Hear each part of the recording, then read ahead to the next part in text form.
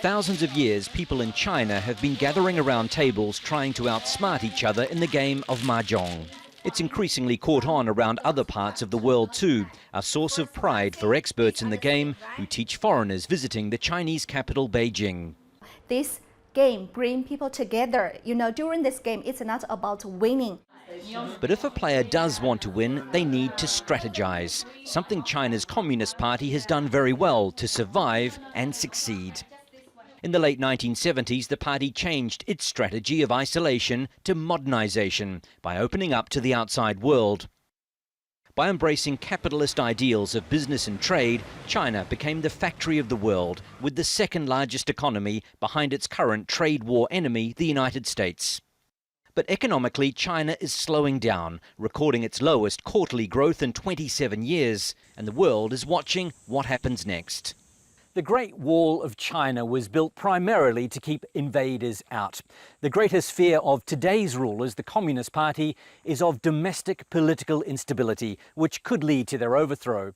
That's why they know they need to continue to reform and develop the economy to ensure most people have jobs and an opportunity to improve their lives.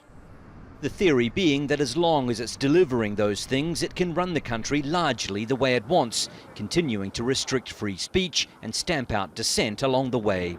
If the economy becomes stronger, the party has less incentive to change. It will only change when it feels its rule is challenged.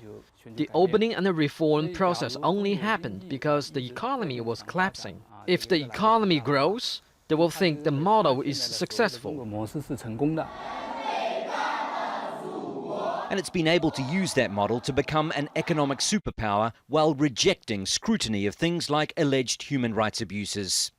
Most recently, the government denounced 22 nations for signing a letter condemning China for the detention of Uyghur Muslims in Xinjiang province. But it embraced a supportive letter signed by 37 countries, including several Muslim-majority nations that have large economic deals with China. But many Chinese believe there's a lack of understanding about this country and its people, which leads to what they say is unfair treatment by others, particularly the United States. They refuse to look at another country. They refuse to look at another perspective.